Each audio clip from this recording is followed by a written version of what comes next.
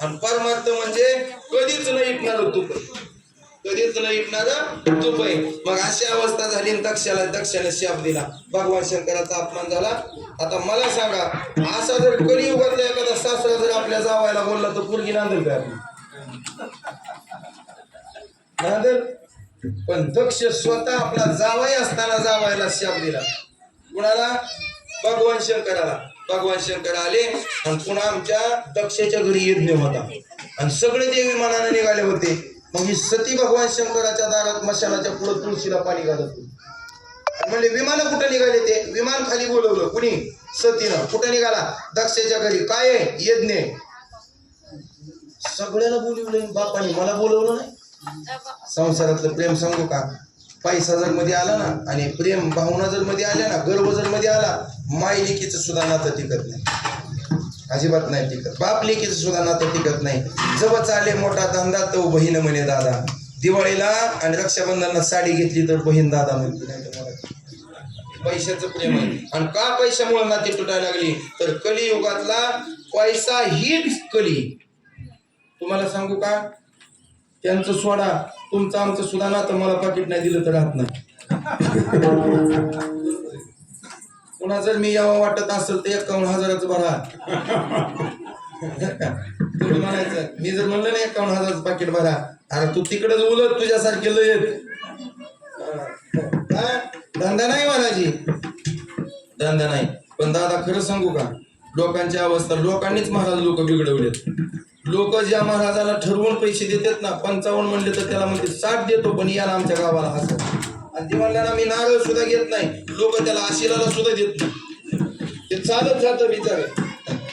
ध्यानात ठेवा, ही भक्ती आहे. मग ऐका, हे सगळं असणाऱ्या त्या ठिकाणी झालं. सतीनं सांगितलं भगवान शंकराला, अहो तुमच्या सासऱ्याच्या घरी येत नाही, धोंड्याचा महिना आहे ना, आपल्याला जावं लागतंय. ती म्हणलं आपल्याला सासऱ्याचा फोन आला, मेसेज आला नाही, फेसबुकवर बोलवलं नाही, इंस्टाग्रामवर आमंत्रण नाही, मग कशावरच नाही. मग जायचं कसं? पार्वती म्हणले, अहो तुम्ही आपण कुठल्या युगात आहे? आता मोबाईल तर आहे का?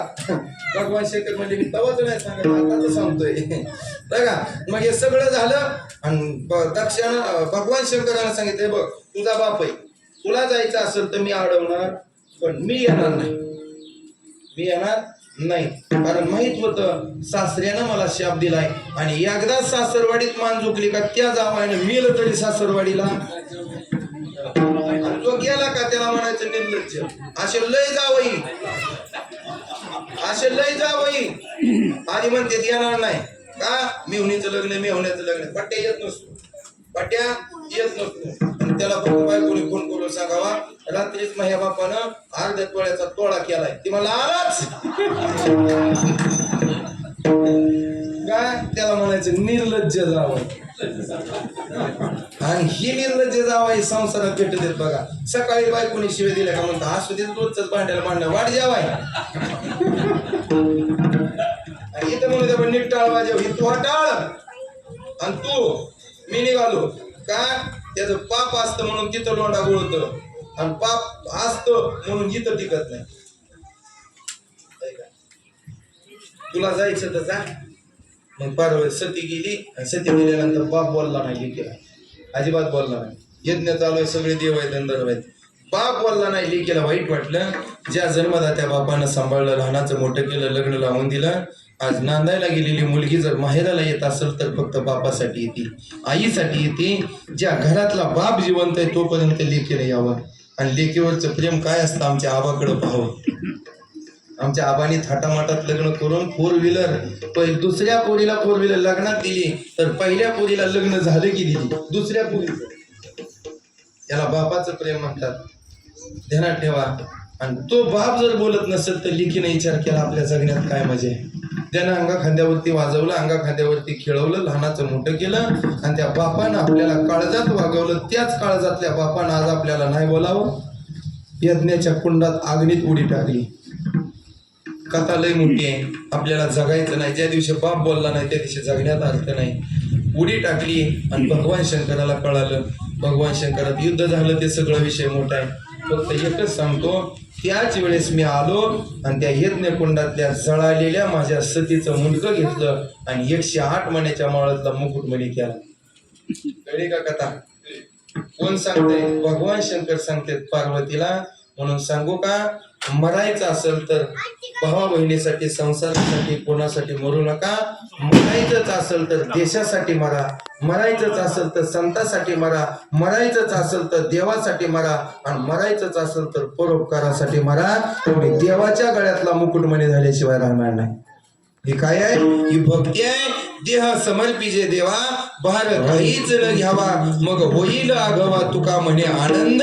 ही भक्ती माझ्या तुकोबाराया, माझ्या नरहरी सोनारानं सांगितलं. जगाचा मालक भस्म उटी रुंड माळा, हाती त्रिशूळ नेत्री ज्वाळा. हातामध्ये त्रिशूळ आहे आणि डोळ्यामध्ये आग्नीच्या ज्वाळा आहे. त्या असाच भगवान शंकर देव मला आवडतो, माझ्या सुखाचं साधन आहे, असं नरहरी सोनारानं सांगितलं. वारकरी संप्रदायाच्या नियमानं मधलं भजन विठोबा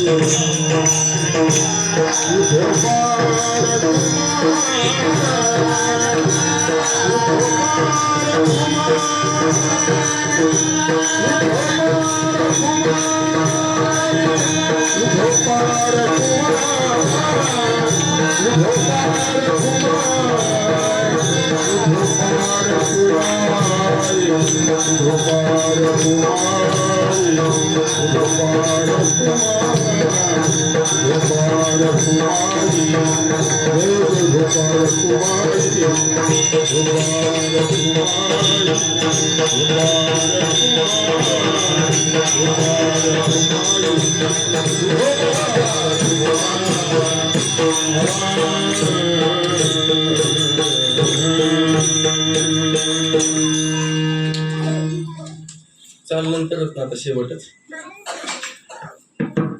अगदी खेळीमेळी आपण 11:30 वाजेपर्यंत कीर्तन केले. बरोबर 12ला 5 मिनिटं कमी असताना ज्ञानेश्वर माऊली म्हणाल. बरं चालतंय ना? नाहीतर लय जाळ घातल्या होतो येतो. आमच्यात काल कीर्तनाला आले एका महाराजांनी छान सांगितलं बघा. आऊत कधी कोणाला शहाणा म्हणायचं नाही. वसन काढतो त्याला नाही. वसन काढतो तिथं शहाणाच आहे. पण जर अतिशहाणा कोणाला म्हणायचं बरं का. आपला बांध आलाय बरोबर एका बैलाचा कासरा ओढतो आणि आऊत उडवतो, त्याला काय म्हणायचं? शहाणा शेतकरी. पण आता जे शेतकरी शहाणे असून अतिशहाणे आहेत का? जाऊ दे पुढचे येतात, जाऊ दे. त्याचं आपल्या आधी पेरलेलं उगवलंय, मग 10-5 तरी पाठवू का मूर्तीली. आपला बांध जिथं आहे तिथंच आऊत ओळवतो, त्याला शहाणा शेतकरी म्हणावा. तसं कीर्तनाचा टायमिंग 12चा दिलाय, 12:05ला संपवतो, त्याला शहाणा म्हणावा. आणि 12:30 पर्यंत कीर्तन चालू आहे. बसलेली मनाची ह्याला काय काल कीर्तनच नव्हती काही, ह्याला 10-5 वर्षात कीर्तन मिळाले काही की. ह्याला तारीखच नसावा, ह्याला कोणी बोलवीतच नसावा. अशा शिव्या खाण्यापेक्षा आधी बंद केलेलं बरं.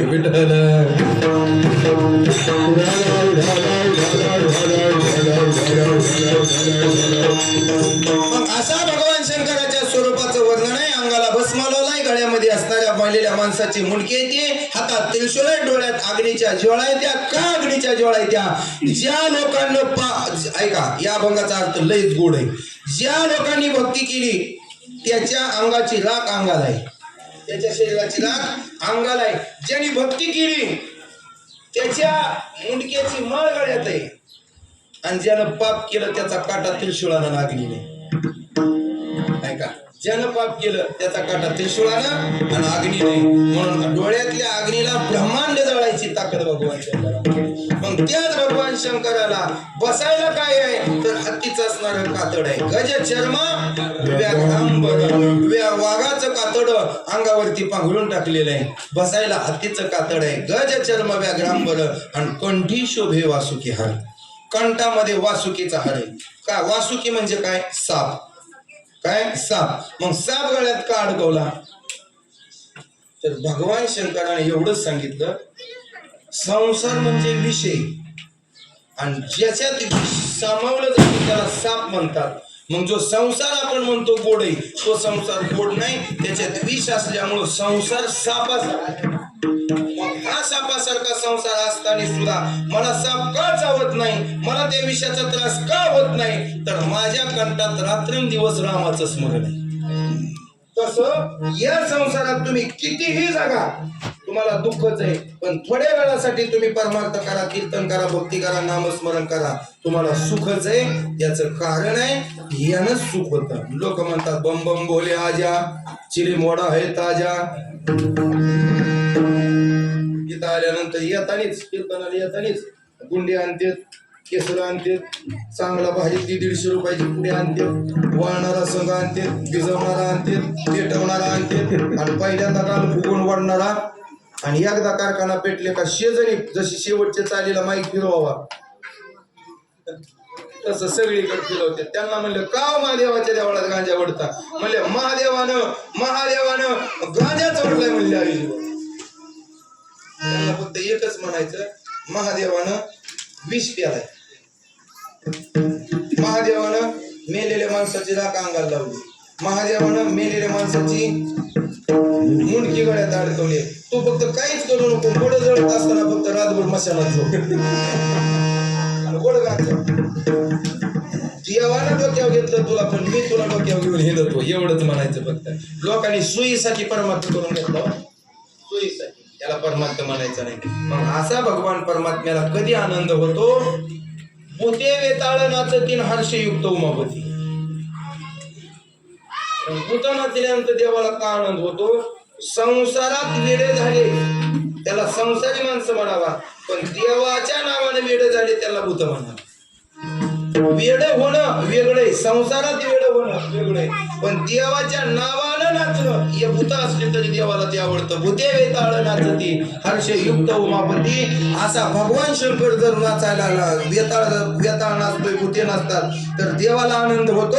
मग नरहरी महाराजाला विचारलं, का हो एवढं सगळं वर्णन केलं, याच्यात काय कारण आहे? तर नरहरी सोनाराने सांगितलं, एकच कारण आहे, जगातलं सगळं सुख भगवान शंकराच्या पायामध्ये, भगवान शंकराच्या मुखामध्ये, म्हणून ते अंतकरणातला भाव नरहरी महाराजांनी अभंगाच्या शेवटच्या चरणात सांगितलं. सर्व सुखाचे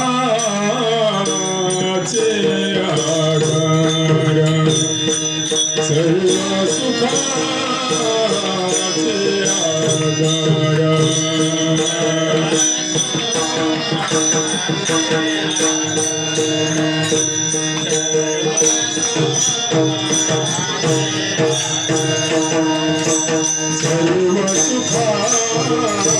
सुखाचे आधार, सर्व सुखाचे आधार.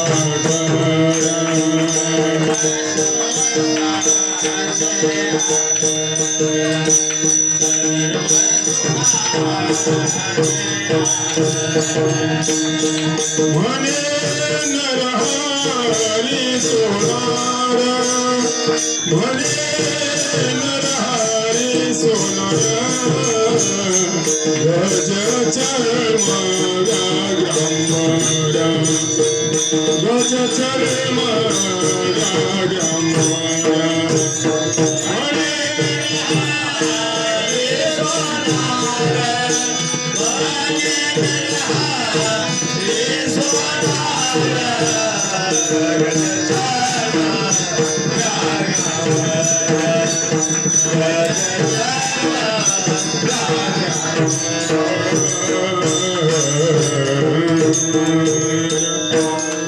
नरहरी महाराज म्हणतात, माझा सर्व सुख जर कुठे मिळत असेल तर त्या देवाकडे पाहिल्यानंतर मिळते. पण माणसं उगाच देवाला नावं ठेवतात बरं का. लोक म्हणतात असला कुठं देव असतो काय, मशानात घालतंय, अंगाला राग लावतोय. माणसं म्हणतात असला कुठं महाराज असतो काय, येणा कारण एवढी मोठी दाढी वाढवली बरं का.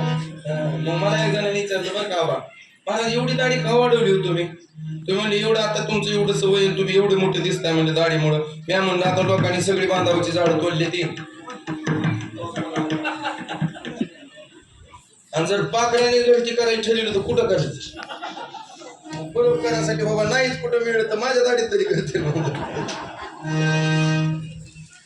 असं काही नाही बरं का.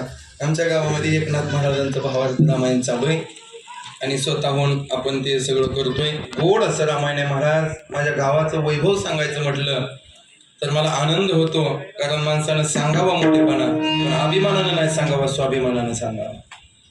300-400 लोक रामायण ऐकायला असतात आणि 100-125 लोक राम फिरेला असतात. महाराज वैभव आहे, वैभव ह्याला म्हणायचं राम, याला म्हणायचं कथा, याला ध्यानात ठेवा महाराज, ही भक्ती आहे. पण लोक भक्ती करणाऱ्याला म्हणतात बरं का दादा, बोळे. हे आबा बी शिकलेले, सगळे शिकलेले, आमचे मुंबईहून आलेले महाराज बी शिकलेले, ते शिकलेली माणसं माझ्या पुढे बसलेले. पण सुशिक्षित कोणाला म्हणावं आणि अशिक्षित कोणाला म्हणावं? ज्यानं कधी उभ्या आयुष्यात जन्मदात्या आईच्या डोळ्यात पाणी येऊ दिलं नाही, ज्यानं कधी उभ्या आयुष्यात संताला घालबोट लागल असं वागला नाही, आणि ज्यानं कधी उभ्या आयुष्यात देव नावाचं तत्व विसरला नाही, त्याला सुशिक्षित म्हणावं. आणि शिकून जर आई बापाच्या डोळ्यात पाणी येत असेल, देवाची भक्ती नसेल, कीर्तन नसेल, देव नसेल, तर सगळ्या जगात त्याला अशिक्षित म्हणावं. लोक म्हणतात नाही नाही, तू का म्हणे भोळांजी पूजाने काळा, काय लोकांना ह्या गरज होती मुंबईवरून यायची, पण हे लोक सुशिक्षितही आहेत आणि खरा सुशिक्षितपणा आहे त्यांच्या अंतकरणात. दोन्ही बाजू. तव्याची पाठ जर कासायला गेले ह्या माता माऊली, आता तव्याची पाठ किती दिवस तवा घातल्यानंतर तव्याची पाठ गोरी होईल? तव्याची पाठ गोरी होणार सोडून द्या, पण घास नाजनीचा हात काळा झाल्याशिवाय तसा किती दिवस संसार केल्यानंतर गोड होईल? संसार गोड होणार नाही सोडून द्या, पण हा चौघाच्या खांद्यावर गेल्याशिवाय. एवढं सांगून कळत नसल तर माणसा परीस मेंढर बरे ना. मला काय म्हणायचं, संसार सोडून द्यायचा नाही, संसार धरायचा, पण कसा धरायचा? चिकूतल्या बियासारखा धरायचा. चिकू जर फोडला तर बी निर्मळ असतो, आणि रामफळ जर फोडलं तर चुकू चुकू चुकू चुकू जीभ दुखती, पण बी निर्मळ होत नाही. तसं किती जणांचे जीभा दुखायला लागले नाही, पण अजून कोणाचा संसार गोड झाला नाही. पण ज्यानं संसारात देवाचं नाव घेतलं त्याचा संसार गोड झाल्याशिवाय शेवट तो भला माझा गोड झाला. आलो निजाच्या माहेरा बेटी रखुमाईच्या. जो देवाकडे जाऊन पोहोचला, आणि याच्यासाठी एकच पाहिजे, प्रेम सुख देई, प्रेम सुख देई, प्रेमाविना नाही समाधान. संसारात आल्यानंतर जर प्रेम असेल तरच समाधान आहे, नाहीतर रंगवेने मी शृंगार पय केला, प्रेमाविना झाला ज्ञानी तैसा. परमार्थ करतोय पण अंतकरणात प्रेम नाही, हा काहीच उपयोग नाही. अलंकार घातलेत पण कपाळाचं कुंकू नाही ना, तर त्याला किंमत नाही. मृत जैसा शृंगारीला, गाढवतील तीन हानीला, कडू दुधिया माकीला गुळे जैसा. मेलेल्या माणसाला किती पहार घातल्यानंतर माणूस गोड दिसल, पण लोक जिवंत आहे तोपर्यंत गड घालते, तर मेल्यानंतर हार घेऊन येते. मृत जैसा शृंगारीला, गाढवाला सगळे जगातले 108 तीर्थाचं पाणी आणलं, हमामालिक सोना शॅम्पू चांगले मोती साबण उठणं सगळं आणलं, आणि सगळं आणल्यानंतर पाटाला पाणी तापवलं, सुगंधित पाणी घेतलं. गाढवाला अशी आंघोळ घातली, अशी आंघोळ घातली जशी बहीण साडीसाठी भावाला घालती पाट. चांगलं चोळती का? दुकानात गेल्यावर त्याला चोळल्याला देणार का?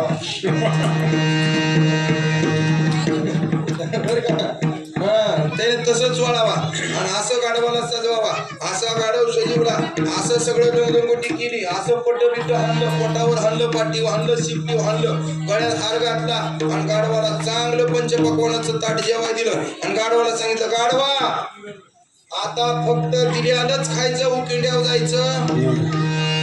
आई बाबाची इमानदारी सांगा, गाढव कुठं जाईल?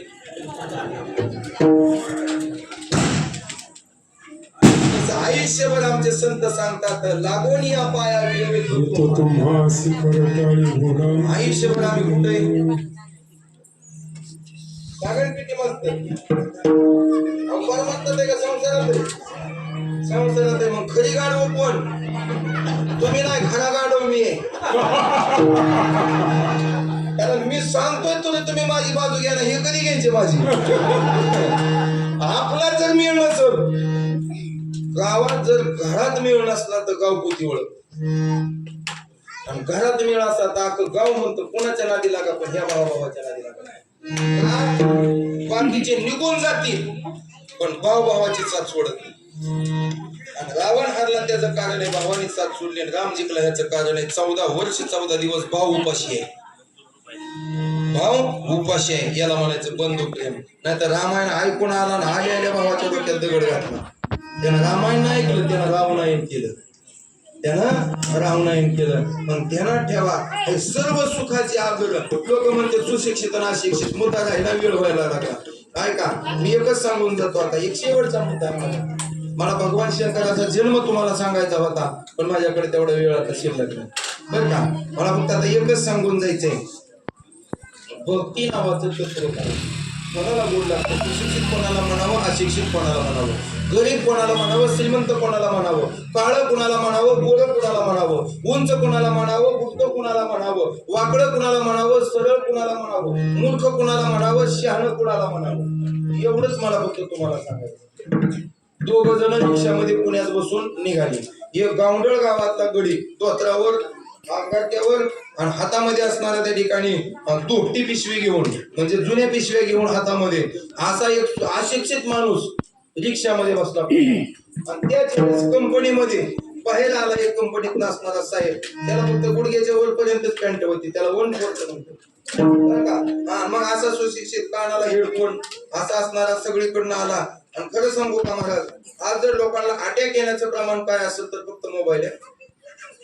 ज्या माणसानं झोपताना आपल्या जवळ मोबाईल ठेवला त्या माणसाला 10 वर्षात अटॅक येणार. ज्या माणसानं आपला मोबाईल वरच्या खिशात ठेवला त्याच्या हृदयाची स्पंदनं फुटतात. सोपं आहे आम्ही म्हणतो, कसं काय तिकडलं इकडं चाला येतंय. विज्ञानानं किती प्रगती करू द्या, माणसाचा काटा निघणार. आणि देवानं प्रगती करू द्या, माणसाचा शेवटच गोड होणार. ध्यानात ठेवा, मोबाईल नावाचं तत्व त्याच्यामध्ये कंपन असतं, ते कंपन आमच्या हृदयाला सहन होत नाही. हा विषय सोडून द्या बरं का. काय सांगत होतो मग मी, कीर्तन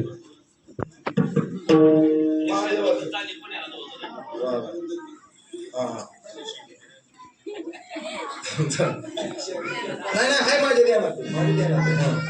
रिक्षात बसते एक सुशिक्षित आणि एक अशिक्षित बरं का.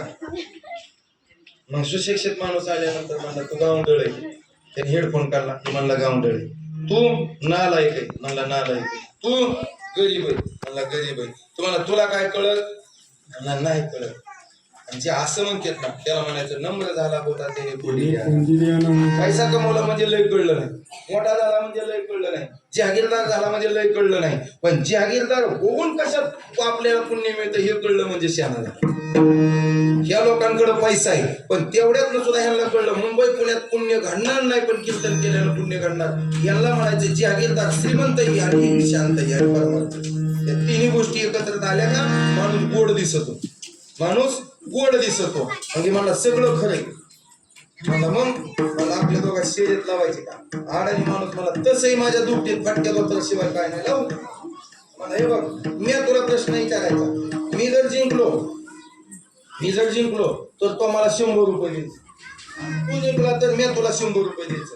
ते म्हणलं बा चालतंय. अशिक्षित माणूस म्हणला रिक्षात बसल्यापासून तुम्हाला काय काय म्हणला, तू गरीब आहे, म्हणला मी गरीब आहे. तू श्रीमंत आहे, तू नालायक आहे, तुला काय कळत, मला काय कळत नाही. मग म्हणला ऐक एक काम कर, म्हणला मी गरीब आहे का नाही, पण मी जर हारलो तर मी किती द्यायचं 100, आणि तो हारला तर तू किती द्यायचं 100.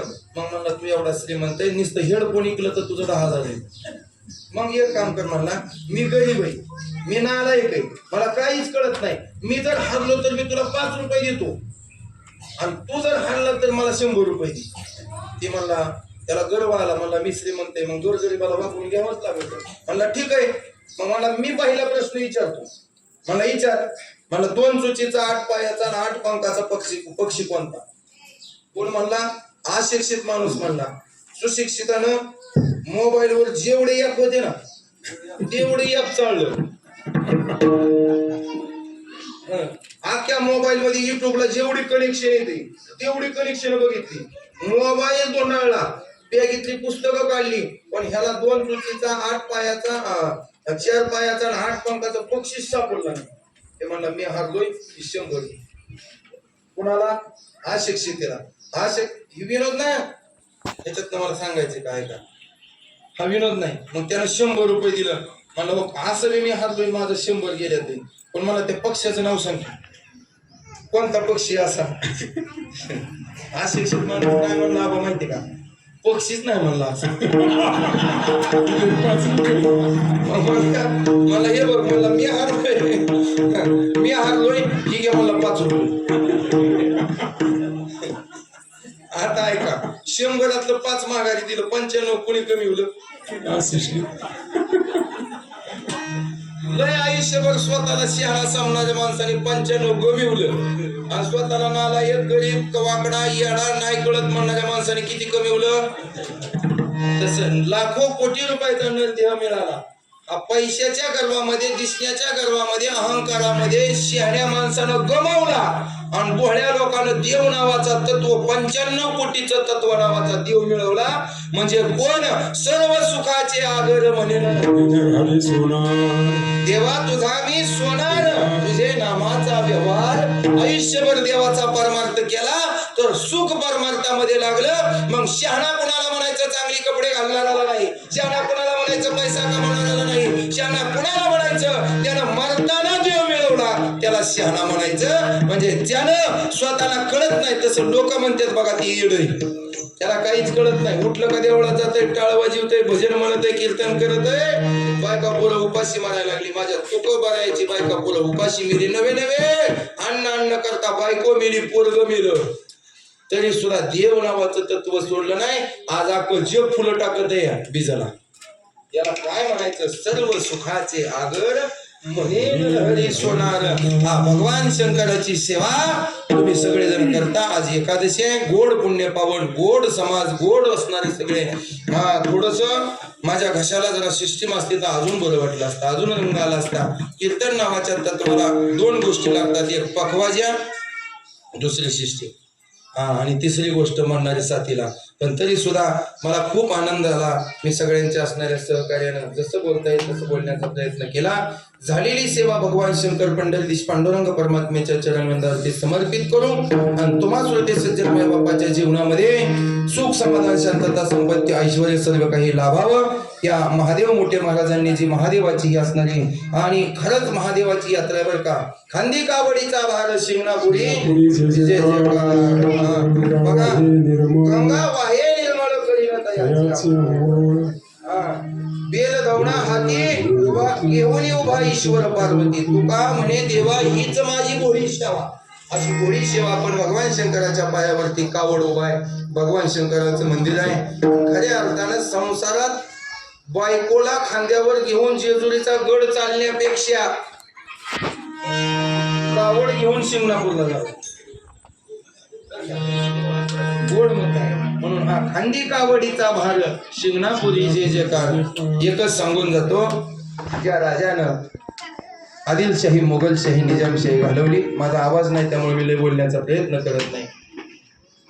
पण त्या छत्रपती शिवाजी महाराजांवर जेव्हा संकट यायचं ना दादा, जेव्हा संकट यायचं त्यावेळेस फक्त शिवाजी महाराजांचं 2च मंत्र असायचं.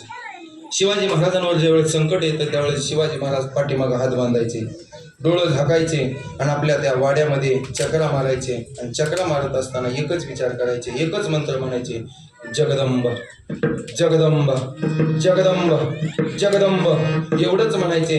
आणि विचार रणनीती डोक्यामध्ये ठरवायचे. का जगदंब म्हणत होते तर जगदंब म्हटल्यानंतर माया बाजूला जातील, चांगला विचार करण्याची बुद्धी डोक्यात येते.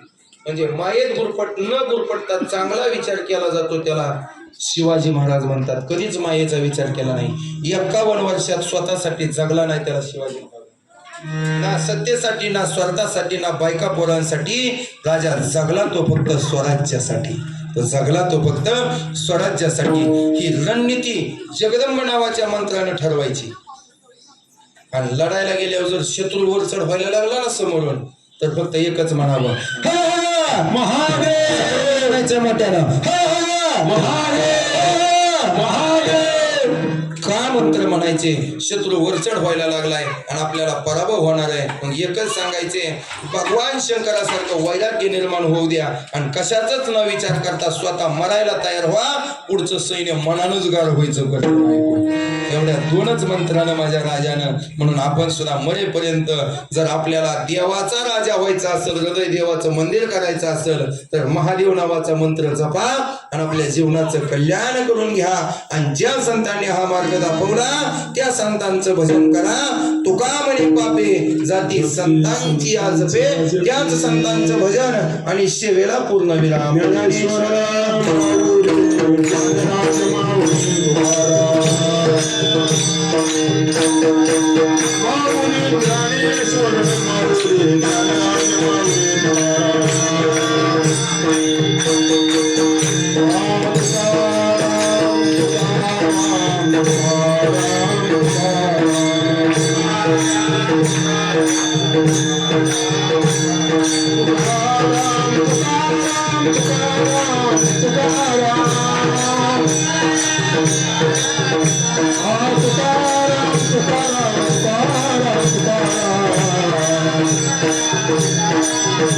Tukaram, Tukaram, Tukaram, Tukaram.